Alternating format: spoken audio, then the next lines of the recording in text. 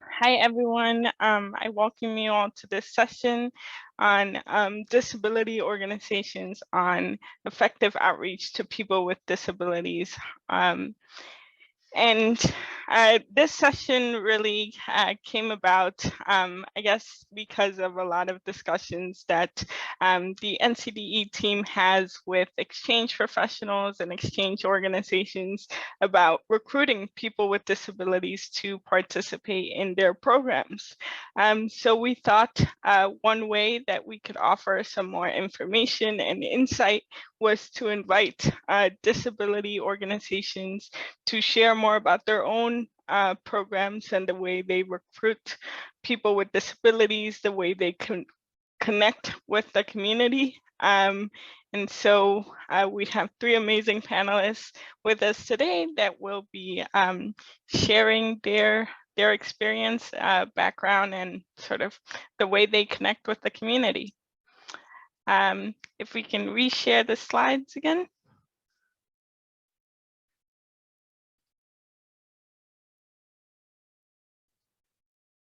Great. So I am going to invite Daryl to come on video and ask to go on to the next slide so that you can introduce yourself, name, organization, and anything else you'd like to share with us today. All right. Well, thanks so much. I really appreciate being here with everybody. I am calling in from Phoenix, Arizona, with Ability 360, one of the largest centers for independent living in the nation.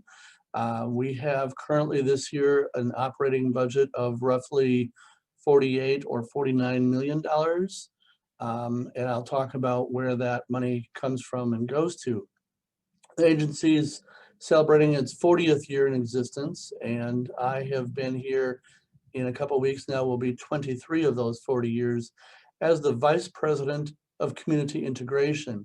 So there's a number of programs under my watch. That's been exciting to see the growth over the years. The involvement that we've had with exchange programs is many. And currently we're working with MIUSA, and over the last year and a half, I would say now, have provided technical assistance to two centers in the country of Armenia, a war-torn country, very difficult situation, but amazing women who are getting after it and doing fabulous work over there. My fun fact of my life, in addition to working here 23 years and another 12 years at another Center for Independent Living in Minnesota, my home state, is that just recently I have completed the route and have attended baseball games at 52 major league ballparks. There's only 30 teams, so I started a few years ago, and that is a dream come true for me. So I will stop there on my part and talk a little bit about the center. So as I say, we are one of the largest in the nation. There's 5 centers in the state of Arizona. We serve Maricopa County, which is the Phoenix Valley of the Sun, just under 5 million people, as well as Pinal County, the county just to the south of us, very rural and very poor, in need of great services, and probably the size of the state of Pennsylvania. So we certainly have rural and urban populations that we're serving. Of course, like any Center for Independent Living, we have the 5 core services of information referral, advocacy, independent living skills training, peer mentoring, and then the newest one is the transition program. So transitioning people out of nursing homes, diversion in keeping people from going in the first place. And the third prong of the 5th core is working with the high school students and getting them ready for life after high school. We also, with our home care program, serve nearly 2,000 individuals. And so this is where About 90% of our budget is related to the state Medicaid program and keeping people at home rather than nursing homes. So a lion's share of that 48 million go directly to the 2,000 or so home care workers and provide that service. We also have a sports and fitness center. You can go on our website and check that out. And that now is celebrating its 10th year of existence. It's probably the most accessible sports and fitness center west of the Mississippi. And so we're very proud of it. Some of our members and folks that work out there will soon be going to Tokyo for the Paralympics, as they have in previous years. We have employment services as well as benefit to work, getting real jobs for real pay. And we have home modification programming, not only through the various cities, but also again through the Medicaid program. And that's a great opportunity for folks to provide programming in modifications. So at this point, I just would direct you to our website, ability360.org, or the main number on the screen here is 602-256-2245. So I will turn it back over and talk to you more later. Thank you so much.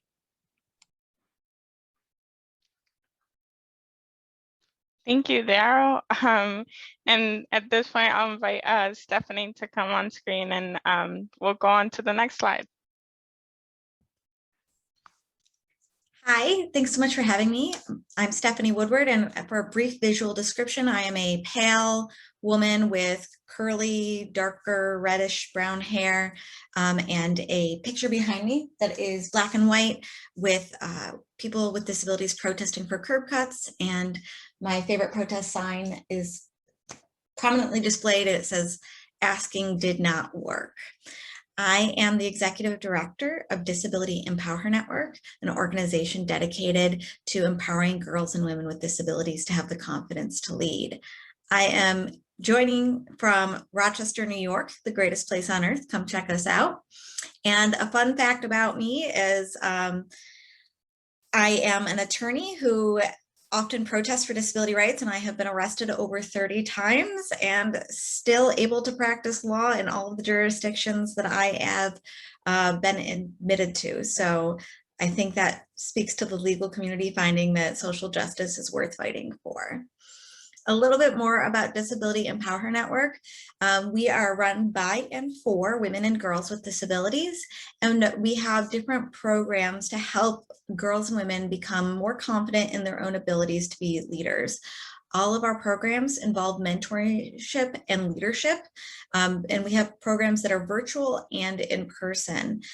We are a fresh new organization. We started in November. And since then, we have connected over 70 girls with disabilities to disabled women mentors. We are also hosting a camp in 2 weeks called Empower Camp, where we are bringing girls with disabilities from across the nation, ages 13 to 17, to camp in the wilderness with disabled women. No one else is invited, just girls with disabilities and women with disabilities, so that girls can meet their mentors and also learn independent living and survival skills so that they can feel more confident in their own abilities. And then they will join us on a reunion trip in Washington, D.C. next year, where they're going to meet with Congress and talk about the importance of girls with disabilities in leadership and the importance of including people with disabilities in all policymaking. Great. Thank you, Stephanie. And at this point, I'll invite Christine to join us on camera and go on to the next slide. All right, hi everyone. Thank you for having me here today. My name is Christine Lau, and then for a brief visual description, I am a young Asian woman with long dark brown hair. I'm wearing a black sleeveless shirt that has like pink and white floral on it. My pronouns are she, her, and I am the programs manager at the American Association of people with disabilities, or known as AAPD. The AAPD is a national cross-disability civil rights organization that aims to empower over 60 million people with disability with economic and political power. We do that in a variety of ways through our national programming initiatives, but the primary one I'm talking about today is the AAPD Summer Internship Program. This was established in 2002 and has a lot of different components on it that is focused on career development, leadership development, and community building.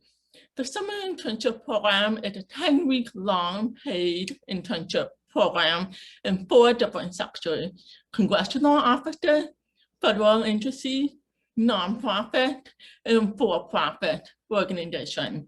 We also have the Disability Advocacy Certificate Program that provides tools and strategies and knowledge for our interns on how to advocate on the local, state, and national level. And then lastly, we have a mentorship program where we pair all of our interns with a mentor. Typically, we are in Washington, D.C., but the last 2 years, we have been hosting it in a virtual format.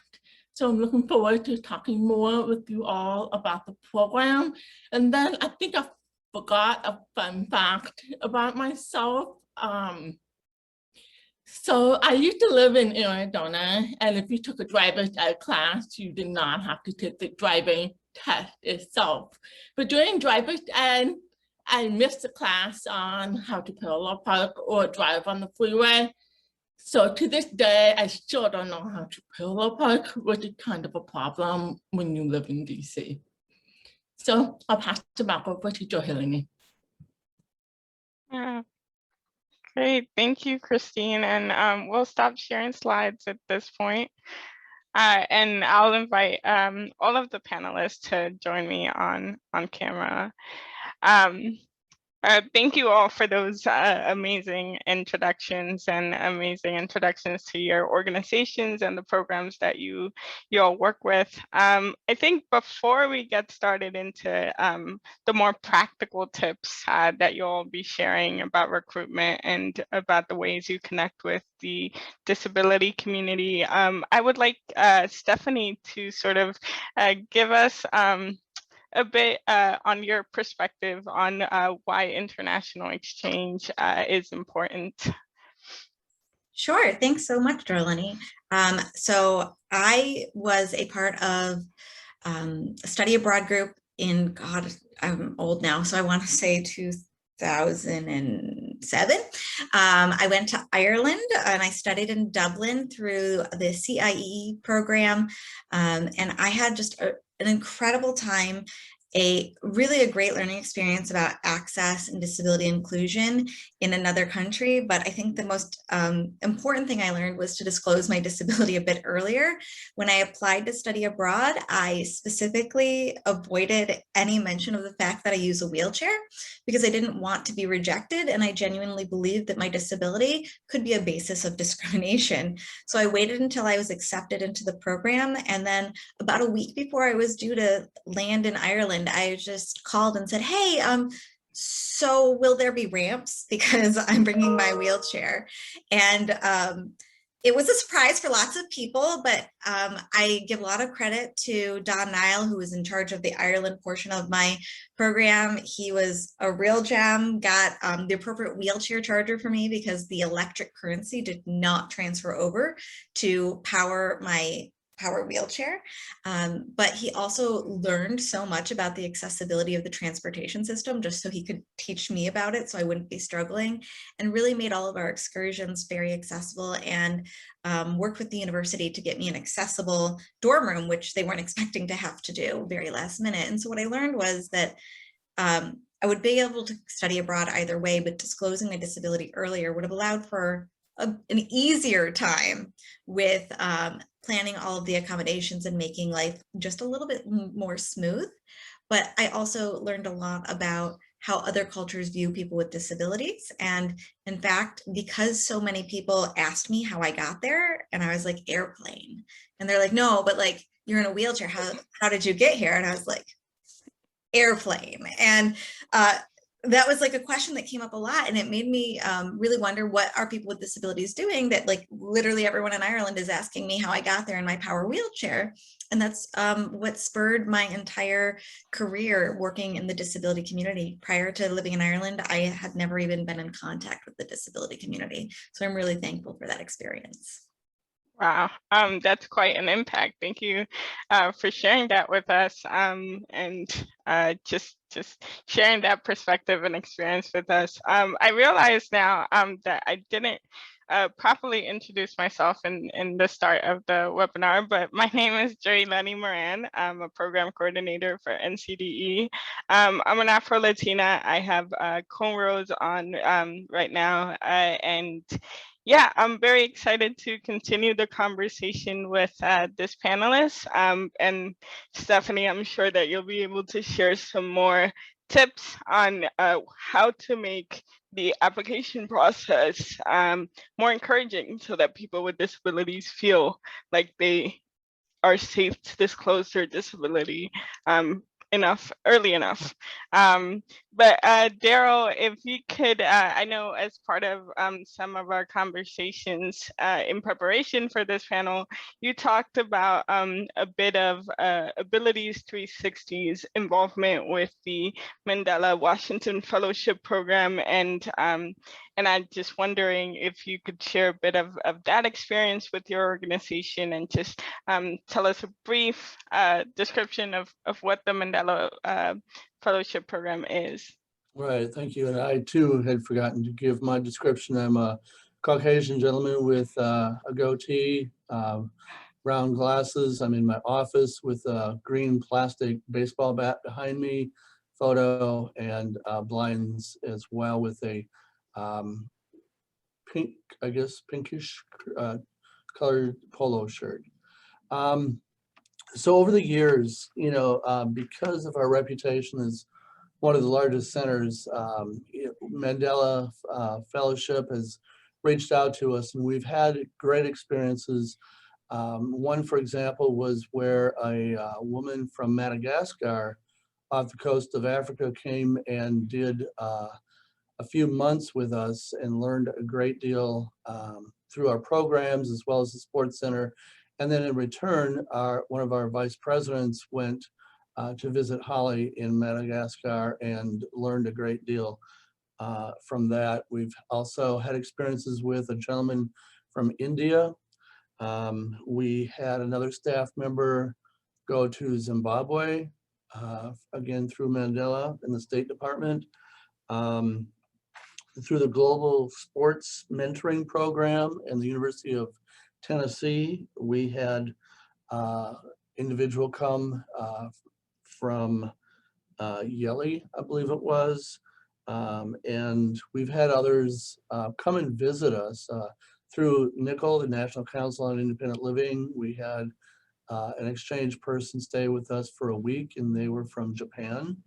And then certainly a number of other visitors always make a stop over to see us. We've had them from St. Petersburg, Russia, Australia, Thailand, Egypt, Sri Lanka, you know, as well as many states. When people have their vacation time in the winter to come and visit Arizona, they always want to stop by and see us as well.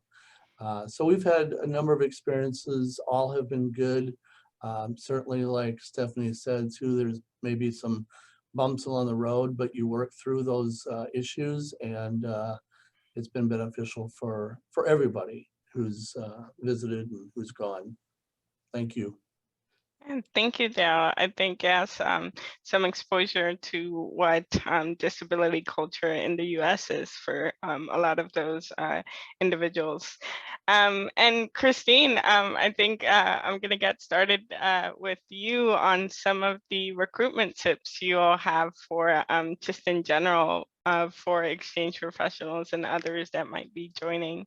If you could just start, I guess, by telling us how you connect or recruit people with disabilities to participate in the AAPD program, and take it from there. And I invite the other panelists to share what they do for their own programs. Thank you, Christine. So AAPD recruits for our summer internship program through a variety of different avenues. Our primary way is through college and universities, through like the Disability Resource Center or whatever the university calls it. We also try to connect with the student-led organizations because that has been popping up more and more across the country, which is exciting. We also reach out to community colleges as well as community-based organizations, such as like the Independent Living Center and whatnot, to make sure that we really diversify our recruitment. We also try to think about what kind of interns we want to recruit and who may not be historically represented in our cohort. So like in the past couple of years, we put together like a specific list of all the HBCUs and then specifically building a partnership with them so we can make sure we have a diverse class of interns. Yeah, of course. So it's not just about recruiting people with disabilities, but recruiting diverse people with disabilities. I think that's very important. Stephanie or Daryl, do you want to share what you all do to connect with people for your programs? Go ahead, Stephanie. Well, thanks, Daryl. Yeah, so when we're looking to connect, our age group that we really focus on is younger girls with disabilities, and that can be really difficult to tap into that because there are a lot of non-disabled parents who believe that they are helping their child by not getting them involved with the disability community. So it can be really hard to reach those girls because parents are really serving as that block and think their child doesn't need it. So while we try to get out to parent groups and tell them about the importance of this, we also work to reach out to a lot of school guidance counselors who tend to see the benefit of a girl with a disability connecting with a mentor who is also a disabled woman and can help her navigate the different things in life. And that has been really successful for us. We also have found that so many women with disabilities are passionate about our mission because they wish they had a mentor when they were growing up and they didn't. So they have been excellent at spreading the word to a lot of different organizations in their different areas and neighborhoods. So it helps us have a broader geographical reach. But we also reach out through the Independent Living Network, through the National Council on Independent Living. We reach out through doctors' offices because pediatricians have access to young girls with disabilities. So places like the Shriners Hospitals, where they focus specifically on helping people with disabilities, has been really helpful for us to tap into the young girls who may not learn about it from their parents, but are willing to learn about it from a different professional. Because if a medical professional tells you it's a good idea to get your daughter involved with other people with disabilities, you're more likely to listen. And lastly, my husband is a former Paralympian. So he has an incredible network of athletes who are able to help us highlight the message and promote it so that younger kids with disabilities who are involved in adaptive sports programs can learn about Disability Empower Network and benefit from our programs as well. Yeah. Oh, wow, that's amazing. And I think you all are sharing some great places to tap into for professionals to think about, perhaps places that haven't been thought about in terms of exchange before. That's really great, Daryl. Right, and from my portion, right now, I don't want to sound like a Daryl Downer, but I think there's important points that people need to realize when doing their recruiting, not only in the places to go, but it really heading straight on about the issues that people feel about a potential exchange. I know that for many of the consumers that we work with, they have limited resources. They may be on fixed incomes, subsidized housing, those types of environments where their world is quite small. And so for many of our consumers, they may not have done extensive traveling within the state of Arizona or nationally across the country. So when we even propose the idea of doing an exchange internationally, that's like, totally a concept of, doing an exchange on the moon or something. It's just so far removed from their reality. And so the questions that they bring are just the fear of the unknown. What will they face as far as healthcare concerns, transportation concerns? Stephanie talked about her housing issues in Ireland. The lack of knowledge about the types of accommodations that are there for them, because they know the struggles that they're dealing with on a day-to-day basis with their own accessibility issues in their own community. And I think just what we need to do, what we're always doing, is raising the bar of expectation. And that's certainly with the youth that we all work with, is to set the bar high for folks and say, you can achieve this, you can do this, we believe in you. And I tell my own staff, I said, you got to get your pom-poms out and cheer people on and tell them, you can do this. And I think typically over the years, people with disabilities have had low expectations, both internally and externally from society. And so we need to raise the bar and say, you can do this. So I think these are all factors to consider, but to address them as they are, in people's minds, and saying international exchange is possible and there's things to work through, but look at what you've done already in your own life to get to where you are now. So that's the reality and some of the challenges. But encourage everybody on the call here to get your pom-poms out and cheer consumers on to say that you believe in them, that they can do this, and so that they believe that they can do it as well. Because for those of us who've had the privilege of doing international travel, it just opens up the world literally and puts your home world into a much greater, richer perspective. And that's a growing thing for everyone. Thank you. Yeah, Daryl, I think those are some great points that you brought up about the challenges that people with disabilities think about. And definitely, I think that we often talk about the ways that exchange professionals and exchange organizations can be more proactive about their process and these supports available. And to that end, I guess my next question for you all would be, in our conversations, you also brought up the fact that recruitment is not enough. So what is it about that statement that sort of, what are the tips and things that you want professionals to think about, not just recruitment, but about support? And Christine, let's start with you again. This is Christine. So when I think of the phrase that recruitment is not enough, I'm also thinking about the application process itself. Is the application process acceptable? The requirement making sense? Are they inclusive? And the required material, do they also make sense? For example, AAPD used to request letter of recommendation from letter professors or whatnot.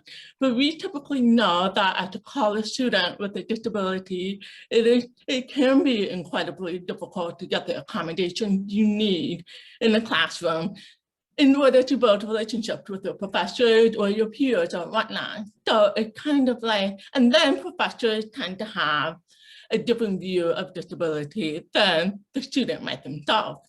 So thinking about letter of recommendation, what value does it bring and what are we looking for from them?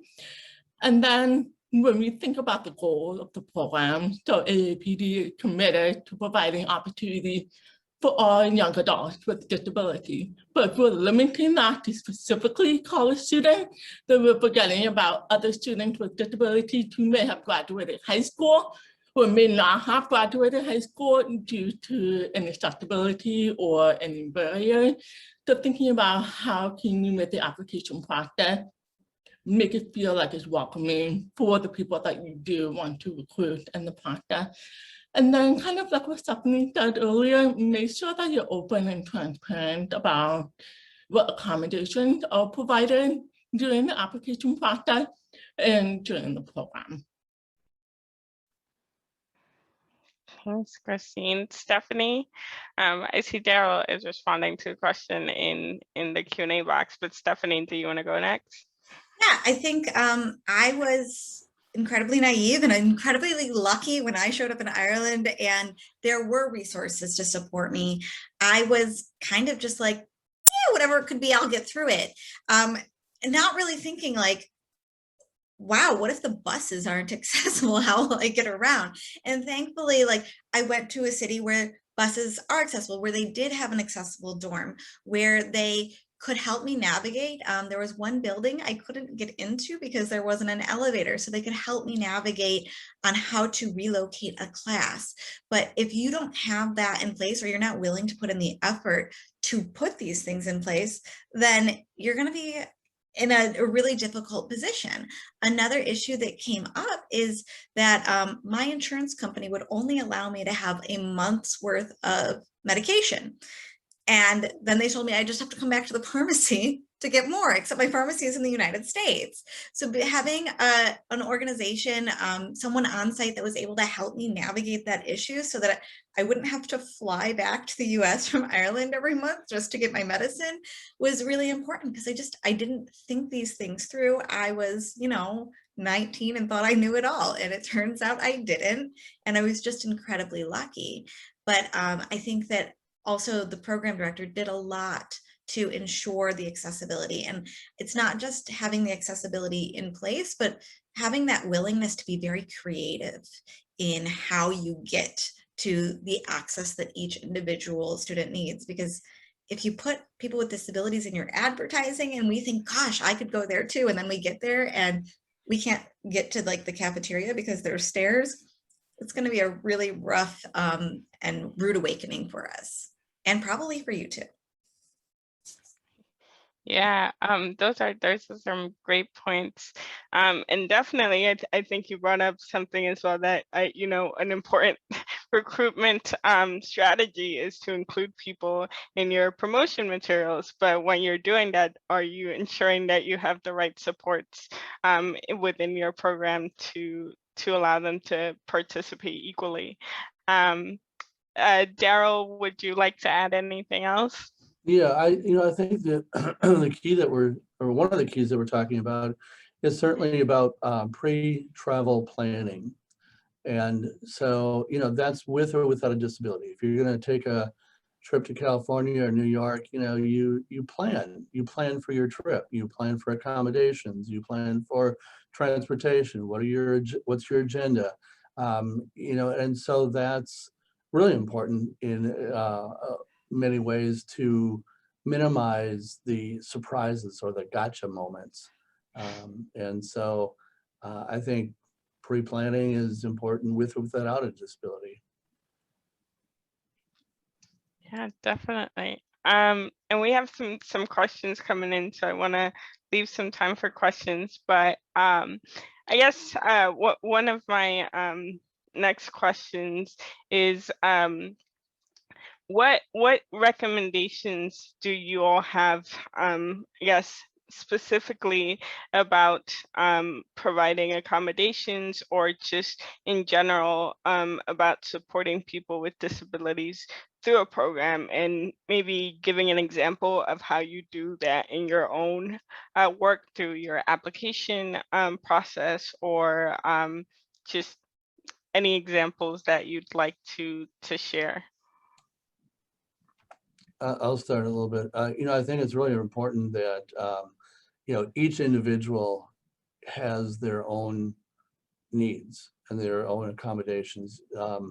I certainly hope that nobody just looks at an application and sees that someone has X type of disability, therefore it must be the same across the board for all folks who have mobility impairments or spinal cord injuries or whatever, because everybody is different, has their own needs, and that's important for everybody involved. in the planning process.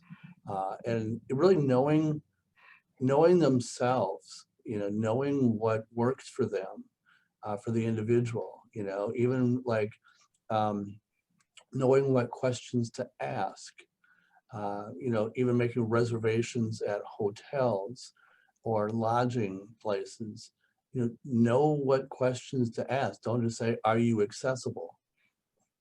So often we've run across where, a business might say, well, yeah, I think the right answer is yes, we are accessible. And you get there and there's steps and there's problems and there's issues and there's no accessibility. So ask specific ones, know what you need, and be self-aware in that sense. Yeah, that's a great point. I think it's important to sort of talk about what do you mean by accessible, and I think that is something that people with disabilities have experience with on a day-to-day. So it's not surprising, but access across different countries is very different. So it's important to understand what access means in the country that you're interested in, perhaps. But definitely that's also something for exchange professionals to keep in mind. And like you also mentioned, disabilities, although I could have one disability and another person can have the same disabilities, but our needs are completely different. And that's important for exchange professionals to keep in mind as well. Just because one person with a certain physical disability does not mean that you know everybody. So thank you for bringing that up. And I think it's important for us to keep that in mind. Christine or Stephanie, like to add anything? Stephanie, you can go ahead, please. Okay. Thanks, Christine. So in our application process, we put in plain language, do you need any help in order to participate? And then we put in parentheses, help is also known as a reasonable accommodation. And then if we have the next question, what kind of help would you need? And I specifically write in bold, it is okay to ask for help, because sometimes as a person with a disability, I know that I feel like if I say I need too many accommodations, they're gonna be like, no. So we really emphasize that it's okay, there's no disability that's not welcome here, but we want to be able to help you in the best way possible. And we also in our applications talk about what is the accessibility that we have in place. So for our camps, we say we have accessible lean-tos. All of our outhouses are wheelchair accessible with grab bars. We have hiking trails that are no more than an 8% incline at its steepest. All of these things to help people understand what we mean by accessible. And then we also are sure to include pictures, because sometimes you can tell me you have an accessible bathroom, but if I look at it, I know that it's not accessible to, I don't know who it's accessible to, but it's not to me. So it is really helpful to be able to see it, but also have really good written descriptions as well, because not everyone can look at a picture to see if it's accessible. So we really like to have both. And then always say, if you need anything though, tell us the help you need and we're going to find a way to make it work, because that's really important to have that kind of communication. And now that we have a camp coming up in about 2 weeks, I also call all the girls in advance and say, do you want to talk about any of your accessibility concerns? Are you nervous about anything that we could work on in advance? And I think that probably would have helped me a lot when I was going to Ireland, to know that they would be open to talking to me and open to learning about what barriers I foresaw before I got to a building and I couldn't get in because there were stairs. It would have been nice to have that conversation in advance. So that is why I really instill that in all of the girls, to feel confident to ask these questions and to tell us what your needs are. And we really frame it in a way that we want to help you. We don't want to just learn to see if you're going to be too much work for us. We want to learn so that we can be prepared to help you in the best ways. Thank you, Stephanie. Those are some great examples. Christine?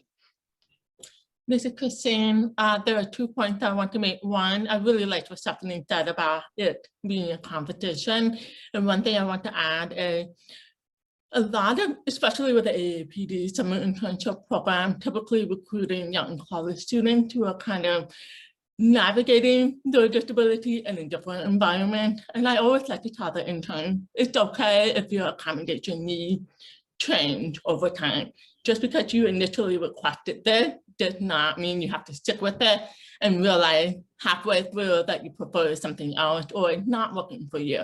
It is an ongoing conversation. It's not something that you have one time and it's in place and it's going to be perfect, because people learn of different accommodations, or people get creative and realize other things work for them. So I think having that flexibility to be able to adapt and get creative and have the conversation to know what's important and helpful for them. And then the second point, and I think Daryl touched on it a little bit, and in stepping to it, not everyone is going to have the same understanding as you of what access look like. So AAPD provides housing for all of our interns, and in our application process, we do ask all of our interns, what are your accommodation needs in the housing? And then I go to the housing and I look at it and I'm like, is this space accessible? Because I'll ask the housing coordinator, is it ADA compliant? And they're like, yeah. And I'm like, I don't think that doorway looks wide enough for wheelchair users, or I thought that this conference room can seat 20 people, but it means 20 people who are not wheelchair users. So visiting in space, looking at that, seeing how an ASL interpreter might fit in the front of the room, how people might be set up when they're sitting, and really visiting the space and kind of like looking it through rather than taking someone else's word for it in a way, or at least having a conversation with them of, this is how many wheelchair users we're expecting, this is how many people who may be blind or low vision might be navigating the space. Do we have enough room for that? And sometimes people don't know the answer for that. So sometimes I think they're all said that, being prepared in advance to be able to answer those questions and check out the spaces beforehand. Those are some great tips. And Daryl, thank you. You've been answering a lot of questions in the chat box and the Q&A box, but would you like to add anything else to what Stephanie and Christine have sort of shared? Maybe you can help folks who may not have been in the chat or Q&A to read some of the questions Yes. that you've been getting. Yes, yeah. So we have a question here from someone says, when advising a student with a physical disability who plans to go abroad without accommodations from an experienced program provider, are there good country-specific guides to finding support and accommodations? And this is, I think, perhaps a question we get a lot at NCDE, just what are some country-specific resources? And I think one of our first instincts to answer this question is like, there's people with disabilities living all over the world. So there is a way to be in a certain country with a disability. So again, mentioning that access doesn't look the same everywhere. So it's about understanding what access looks like. But also, we talk a lot about challenge by choice. So students deciding what it is they are able to navigate and work with. And again, as exchange providers, your role should be just providing information and allowing students to make their own decisions. And I'm gonna refer this question to one of my colleagues. I know we have a few resources that we could share, and I will refer sharing links with them. Another great comment made in the chat box, and I think Christine, you sort of touched on this in your response, was one of the first challenges in planning for participants in our exchange programs is that we discover that hotels would usually say that their rooms are ADA compliant, but it's important to share specifically what are the needs, and then what the hotels respond to that. So yeah, you've all touched on a lot of the comments and sort of questions that folks have been having. It's some great comments to saying, thank you, Stephanie, exactly about sharing photos and asking more specific questions. I think that was from Daryl. Let's see, are there any more questions? Someone here has asked, would it be better to have info on accessibility / accommodations on the application or even linked info instead of having to ask, like Christine mentioned? So do y'all think, I'll refer this question to you, do y'all think it's helpful to have links to accessibility information in applications, or specifically state what the accessibility is? Anyone want to start? Yeah, this is Daryl. I think, more information is better. I mean, that's, across the board in life, isn't it? That more information is better. And so whether you know what questions to ask or the resources locally that are there, do your research, get your, find out what the resources are, and, check out to see if there's any centers for independent living or other disability organizations in the community that you're planning to travel to. It's a win-win deal with more information. Yeah, I agree. Stephanie or Christine? I think having not only like information on how to request accommodations or assistance would be really helpful, but an affirmative statement encouraging people with disabilities to apply is really important. I know that like maybe I wouldn't have hid my disability if the application said students with disabilities are welcome. Like, you need accommodations, fill them in on this line, tell us what you need. I wouldn't have felt like I had to hide it and spring it on them last second. So that is why I think that not only having that affirmative statement, but like Daryl said, if you are hosting students in Ireland, you have links to here's the accessibility of what we have, but here are other disability organizations around that we work with, and we're happy to help you work with if that's something that would help your experience here. Yeah, great, Stephanie. Christine, Let not sure if you want to Let me add. just add, that's a great point, that's what people ask us about when they're coming to Phoenix. I mean, flat desert valley, but we get questions about what do we recommend for accessibility, for transportation, for, different resources. So it doesn't have to be a foreign country. It can be a city like Phoenix. Exactly. Christine? This is Christine. When AAPD interned to apply for the program, I found it very surprising, but probably should not be surprised that a lot of them are so afraid to ask for accommodation, because there are times where I set up the interview and then I will see that they made some reference to being deaf or hard of hearing through the essay application, but they'll be like, I don't need any accommodation. And then usually I'll follow up with a little bit of a nudge of like, okay, well, let me know, because we're happy to provide ASL interpreter, live captioning, so it's more accurate, X, Y, and D. Because half of the time they're using like other AI, or just kind of like struggling through the interview. So kind of like putting that out there.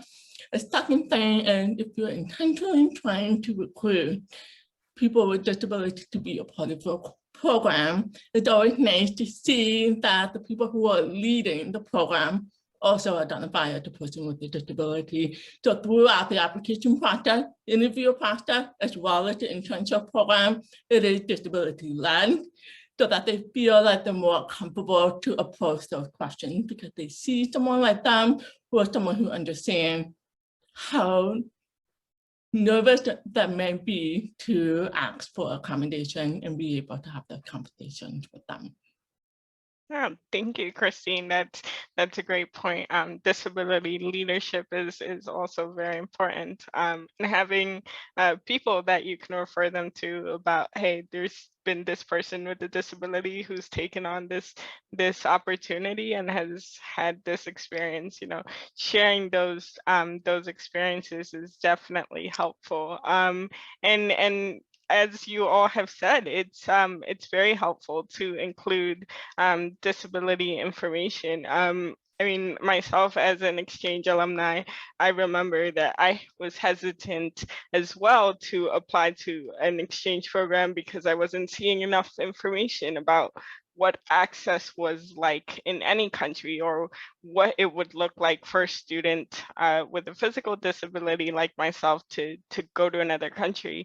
And being an immigrant, I knew that access was not the same everywhere. So it was very much present in my mind. And one of the things that I really spoke about upon my return was sort of like, there's very simple things that you can all do to make access more visible within information, like including like a link, like Stephanie said, to like how transportation is accessible in a certain country.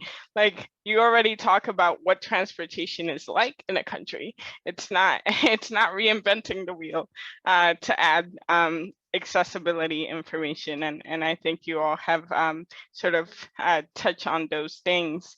I think that one last question that I would sort of want you all to answer is, what are some ways that you think exchange professionals or exchange organizations can connect better with the disability community, even with your own organizations and programs? What are some of your recommendations?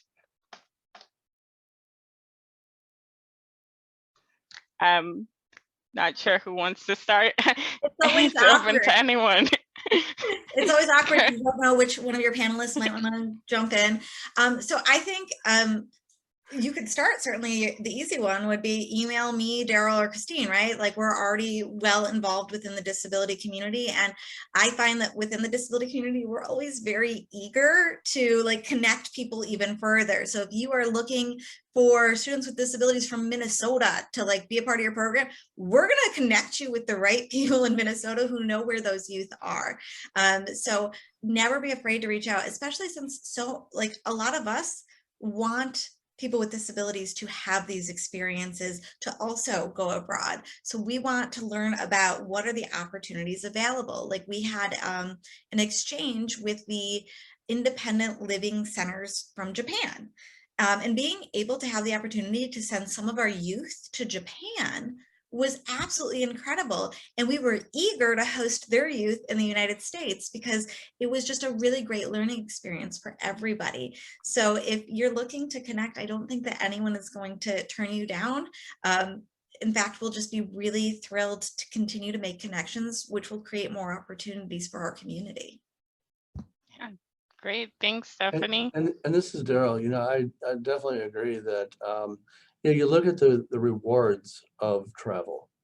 There's a lot of issues to be addressed, as we're saying, but what are the rewards? And I think that's another piece that we might not mention, or we just assume, but to learn how other cultures go about their daily lives. It's so important and such an eye-opener to see that there's other people doing life differently, and they think of life differently, and that's not a bad thing. It's a good thing. And so there's so much that you can then come back to your home and grow from and learn from and share with others with disabilities and your community, that those issues that you might need to work through are well worth it.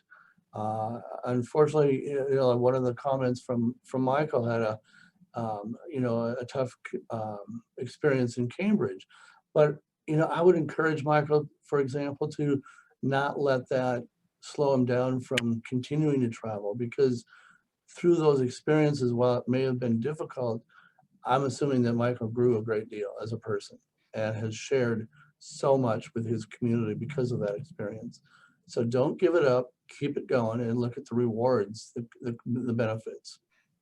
Yeah, thank you, Daryl. And a lot of people are asking if you all would like to share your contact information. So I encourage you, if you feel comfortable with that, please share it in the chat box, and my colleague can share it with the rest of the attendees. And another question that we had here, and I think Christine might have taken a stab at this already. Actually, let's see if there's another question. Think we might have time for one person to sort of give a quick answer to this, but how would you recommend assessing areas for success or growth in recruitment and outreach efforts? If anyone has thoughts on how to perhaps evaluate or look into their process a little more. I love tracking. I think it's great. I think that with the ADA in the United States, one of the big things I'm disappointed about is that there is not a tracking requirement to show improvement of accessibility. So I think you could start where you are, right? You could ask people to voluntarily disclose their disability. And if they choose to do that, you could also ask, what access improvements would you like to see? And then as you continue year after year, keep asking, do you want to disclose your disability? Do you have one? What improvements would you like to see? And I think that you'll be able to see numbers can go up or down depending on what you're doing to react. So I don't think it's just enough to ask people if they're disabled, but also what could we be doing better, and take that advice seriously and do it. And I think that's a really great way to track it and to share those numbers with other professionals within international exchange so that they can see what you're doing is working, and hopefully they'll start doing it too. Yeah, I think that's great, Stephanie, and a great note to end on.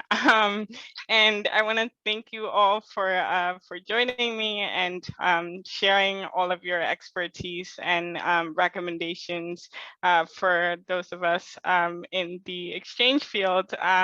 And yeah, I look forward to seeing you throughout the rest of the symposium. Thank you, everybody. Thank you for having us. Bye-bye. Go travel. Bonjour.